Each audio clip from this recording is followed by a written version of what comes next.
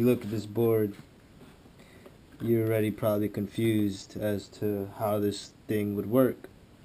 You see someone ride and it's also a little bit confusing at first, but then when you actually see it broken down, it actually makes a little bit more sense. So the bindings, just like a snowboard, you want to be binded in so you can have full control of your edging, because if you edge too much and you didn't have bindings, you just fall right out, the board slide right from under you. And the craziest part would have to be the bottom of the board, the trucks. See, these aren't like any normal trucks. You take this off, this is basically a longboard, but what this piece does is this is the caster. So as you see, this little swivelly piece allows you to ride sideways and in 360-degree angles. So think of this as the base of your board. This would be, if you were on a snowboard, this would be the piece that just glides over the snow. But now this is where your control comes from, your edge.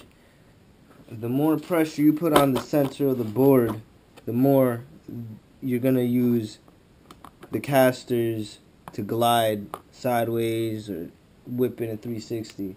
But when you actually use the edge, what happens is you actually lock into a turn, just like when you would snowboard and you lock into an edge.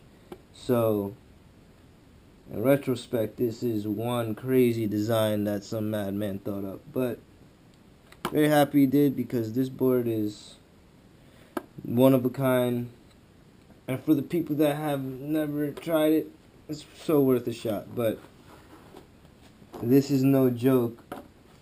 When you hit an edge, just like snowboarding, you'll fall and you'll hit the ground hard, but you're not falling on snow, and this isn't ice, so you ain't sliding nowhere. You just, and it's gonna hurt, so you better make sure you're wearing protection.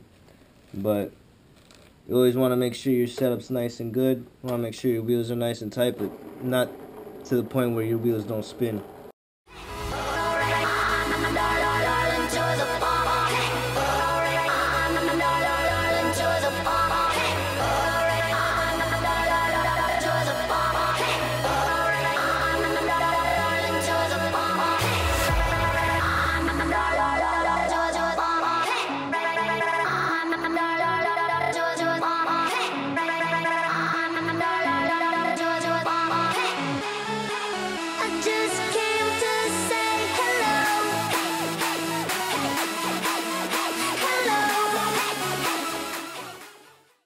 As far as where I see Freeboard going in a few years, hell yeah, this thing could get big. But as of right now, it's still incubating. It's still a baby of a sport.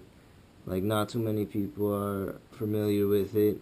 Every time I get seen riding it around, sometimes you get a crowd of people just like, what the hell is that? Or sometimes you get randomly someone that knows what it is, but they never tried it. And then there's people that tried it, but they didn't get it, and they just gave up.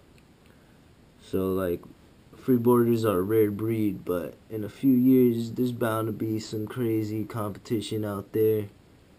And I can't wait to see it. But I have a feeling that it has a lot of potential to grow into something big. You should try it. And as far as the people that do it, keep going.